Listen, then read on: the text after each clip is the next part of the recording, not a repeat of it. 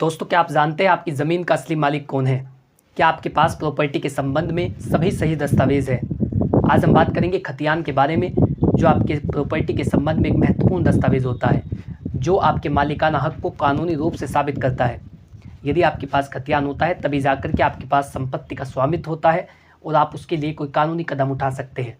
इस वीडियो में हम बहुत ही महत्वपूर्ण विषय पर बात करेंगे, जो है खतियान। खतियान को हम पूरी तरीके से समझेंगे, ये क्या होता है, कितने प्रकार का होता है, खतियान का कानूनी प्रयोग क्या होता है और इसे कैसे प्राप्त किया जा सकता है, कैसे इसकी नकल निकलवाई जा सकती है। इसके साथ ही जो इससे जुड़े विवाद होते हैं उनका समाधान किस तरीके से कराया जाता है। यदि आपके पास ज़मीन है तो ऐसी कंडीशन के अंदर खतियान को समझना आपके लिए महत्वपूर्ण हो जाता है। एंड तक इस वीडियो में बने रहे, खतियान से जुड़ी हुई सारी जानकारी इस वीडियो में आपको दी जाएंगी। चलिए बिना किसी देरी के वीडियो शुरू करते हैं। नमस्कार दोस्तों, मैं स्मित कुमार आप सभी का हमारे यूट्यूब चैनल कानूनी बातें में स्वागत करता हूं। दोस्तों, खतियान को समझने के लिए हम इस वीडियो को 5 भागों में बांट लेते हैं। सबसे पहले हम समझेंगे खतियान का परिचय, खतियान क्या होता है। दूसरे में हम जानेंगे खतियान के प्रकार, ये कितने प्रकार का होता है। तीसरी बात हम जानेंगे खतियान का कानूनी प्रयोग क्या है, किस तरीके से कानून के संबंध में हम इसका प्रयोग कर सकते हैं। चौथी बात हम जानेंगे खतियान कैसे प्राप्त किया जा सकता है, जो इसकी नकल है उसे कैसे प्राप्त कर सकते हैं, उसे कैसे हासिल किया जा सकता है। पांचवा और अंतिम हम जानेंगे कि यदि खतियान से जुड़ा हुआ कोई भी विवाद होता है तो उसका समाधान किस तरीके से कराया जाता है। चलिए पहली बात शुरू करते हैं, खतियान का परिचय। ये क्या होता है? दोस्तों, ये स्वामित्व का प्रमाण होता है। यदि आपके पास कोई भी प्रॉपर्टी है या आपके पास अन्य कोई भी वस्तु है तो आपके पास उसका बिल होता है, तब जाकर के आप ये कह सकते हैं कि ये वस्तु मेरी है। आपका उस वस्तु पर स्वामित्व तब होता है जब उससे संबंधित दस्तावेज आपके पास होते हैं। ठीक इसी प्रकार से प्रॉपर्टी की बात है। जो प्रॉपर्टी, जो ज़मीन आपके नाम है, यदि उसका स्वामित्व आपके पास होता है तभी जाकर के आप ये कह सकते हैं कि प्रॉपर्टी मेरी है। और स्वामित्व को साबित करने के लिए आपके पास खतियान होना आवश्यक होता है। तो ये स्वामित्व का प्रमाण होता है जो आपके मालिकाना हक को कानूनी रूप से साबित करता है। आप अपने खतियान को दिखा करके संबंधित अधिकारी को कह सकते हैं कि ज़मीन मेरी है, क्योंकि ये संपत्ति के स्वामित्व का प्रमाण होता है और आपके मालिकाना हक का कानूनी सबूत होता है। खतियान की सबसे पहली विशेषता ये है कि ये आपके स्वामित्व का कानूनी रूप से प्रमाण होता है। दूसरा होता है संपत्ति पर अधिकार की पुष्टि। यदि आपके पास खतियान होता है, खतियान में आपका नाम दर्ज है, तो ये इस बात की पुष्टि करता है कि वो ज़मीन आपके नाम है, यानी कि जो संपत्ति का स्वामित्व है वो आपके पास होता है। तीसरा होता है ये ज़मीन का आधार। आपके पास वो प्रॉपर्टी किस तरीके से आई है, उस प्रॉपर्टी को मिलने का, उस ज़मीन को मिलने का क्या आधार है। खतियान पर इस बात का आदेश होता है कि वो प्रॉपर्टी, वो संपत्ति आपके नाम किस तरीके से आई है। तो ये खतौनी पर ये आधार होता है। तो खतियान पर ज़मीन का आधार अंकित होता है, किस तरीके से वो ज़मीन आपके नाम आई है। चौथी बात इसमें होती है भूमि के लेन देन में सहायक। जो खतियान होता है, यदि आप किसी भी प्रॉपर्टी को, जो ज़मीन आपके नाम होती है, आप उसे ट्रांसफ़र करना चाहते हैं या दान करना चाहते हैं, किसी दूसरे व्यक्ति को बेचना चाहते हैं, उसकी वसीयत करना चाहते हैं, तो ऐसी कंडीशन के अंदर खतियान एक महत्वपूर्ण दस्तावेज़ होता है। तो खतियान के बारे में आपने समझ लिया कि संपत्ति के स्वामित्व का प्रमाण होता है, लेन देन में सहायक होता है। यदि आप अपनी संपत्ति को बेचना चाहते हैं तो उसमें वो सहायक होता है और इस बात की पुष्टि करता है कि ये ज़मीन आपकी है। तो खतियान एक महत्वपूर्ण दस्तावेज होता है। अब इसमें दूसरी बात जानते हैं, खतियान कितने प्रकार का होता है। तो ये 2 प्रकार का होता है। एक होता है अधिकार खतियान। इसके माध्यम से पता चलता है कि किस संपत्ति पर किस व्यक्ति का अधिकार है और इसका स्वामित्व किसके पास है। खतियान में जिसका नाम दर्ज होता है, इसका अर्थ होता है कि ये संपत्ति इस व्यक्ति की है और कानूनी रूप से इसके पास इस संपत्ति का स्वामित्व है।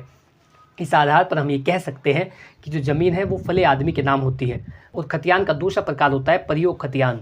इसके माध्यम से पता चलता है कि उस ज़मीन का किस तरीके से प्रयोग किया जा रहा है, उसे औद्योगिक काम में लाया जा रहा है या उसमें घर बना है, उसमें फसल की जा रही है, उसमें खेती की जा रही है। तो ये इस बात का प्रमाण होता है कि वर्तमान में उस ज़मीन में क्या बोया जा रहा है या उसे किस तरीके से प्रयोग किया जा रहा है।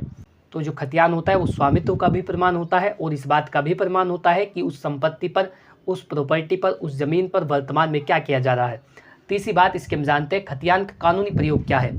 दोस्तों, जैसा मैंने आपको बताया कि ये एक महत्वपूर्ण दस्तावेज़ है, आपके स्वामित्व का निर्धारण करता है, एक कानूनी सबूत होता है कि ज़मीन आपके नाम है। दूसरी बात मैंने आपको बताई कि इस आधार की पुष्टि करता है कि वो ज़मीन आपके नाम किस तरीके से आई है और भूमि के लेन देन में सहायक होता है। इसी तरीके से जो इसका कानूनी प्रयोग है वो ये है कि यदि किसी भी विवाद का जन्म होता है, कोई व्यक्ति कहता है कि प्रॉपर्टी मेरी है, आप उसका विरोध करते समय ये कहते हैं कि ये प्रॉपर्टी मेरी है, तो ऐसे में जो इसका प्रयोग है, जो खतियान का प्रयोग है, वो ऐसे विवाद में किया जाता है और खतियान को देखने के पश्चात अधिकारी या जज साहब इस बात का निर्णय करते हैं कि ये संपत्ति किस व्यक्ति के नाम है और इस संपत्ति का स्वामित्व किस व्यक्ति के पास है। तो कानूनी विवाद में ये सहायक होता है, और सहायक ही नहीं बल्कि एक महत्वपूर्ण दस्तावेज होता है जो खतियान होता है। दूसरा इसका कानूनी प्रयोग होता है खरीद बिक्री के आधार पर वर्तमान स्वामी का निर्धारण। यदि आप किसी व्यक्ति को इस बेच देते हैं या अपनी प्रॉपर्टी को किसी व्यक्ति को गिफ्ट कर देते हैं तो ऐसी कंडीशन के अंदर ये खरीदी बिक्री का भी आधार होता है। आप यदि किसी प्रॉपर्टी को बेचना चाहते हैं, किसी ज़मीन को आप बेचना चाहते हैं और खतियान में आपका नाम दर्ज है, तो जब आप उसे बेचेंगे उसमें खतियान की फ़ोटोकॉपी लगानी होती है और जो खतौनी होती है उसकी सत्य प्रतिलिपि आपको यूज करनी होती है, तभी जाकर के इसका स्वामित्व एक व्यक्ति से दूसरे व्यक्ति के पास आ सकता है। ये भी इसका एक महत्वपूर्ण कानूनी प्रयोग होता है। तीसरा होता है ऋण संबंधी जानकारी। यदि आपने अपनी ज़मीन पर कोई ऋण ले रखा है, कोई आपने लोन ले रखा है, तो उसकी जानकारी भी खतियान पर अंकित होती है। आपने किस बैंक से कितने डेट में कौन सा लोन लिया, इसकी जानकारी खतियान पर अंकित होती है, जिसके संबंध में ये कहा जा सकता है कि व्यक्ति पर कितना ऋण है। चौथी बात यदि हम जानेंगे, और चौथे इसका कानूनी प्रयोग होता है जमानत ले सकना। यदि आप किसी व्यक्ति को हिरासत से छुड़वाना चाहते हैं और न्यायालय के द्वारा आदेशित किया गया है कि आपको 1 लाख रुपये या 2 लाख रुपये, 5 लाख रुपये के ज़मानती लाने हैं, तो ऐसी कंडीशन के अंदर आप अपने खतियान का प्रयोग कर सकते हैं। आप वहाँ पर कह सकते हैं कि मेरा एक खतियान है और मेरे नाम इतनी कृषि भूमि अंकित है और सर्किल रेट के अनुसार मेरी मालियत इतनी बैठती है, तो मैं इस व्यक्ति की जमानत करने में सक्षम हूँ। ऐसा कह करके आप अपने खतियान की फ़ोटोकॉपी वहाँ पर लगा सकते हैं।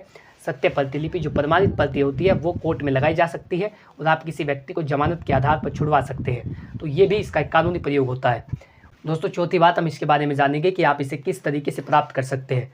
तो प्रत्येक राज्य में अब ऑनलाइन पोर्टल चल गया है। आप वहां पर जाकर किसी भी जनसेवा केंद्र पर जाकर अपना खसरा नंबर बताकर और उसका रकबा बताकर अपना नाम बताकर इसकी फ़ोटोकॉपी निकलवा सकते हैं। जो खतियान होता है वो ऑनलाइन माध्यम से निकाला जाता है। और यदि आप चाहते हैं पुराना खतियान निकलवाना, आपके पूर्वजों के नाम वो ज़मीन थी, उसके बाद आपका नाम चढ़ा है, लेकिन कई बार ऐसा हो जाता है कि विभाग के द्वारा कोई गलती हो जाती है और आपका नाम खतियान में दर्ज नहीं होता, तो ऐसी कंडीशन के अंदर आपको पुरानी नकल निकलवाने की आवश्यकता पड़ती है। तो यदि आप खतियान की पुरानी नकल निकलवाना चाहते हैं तो इसके लिए आपको राजस्व विभाग से संपर्क करना होता है।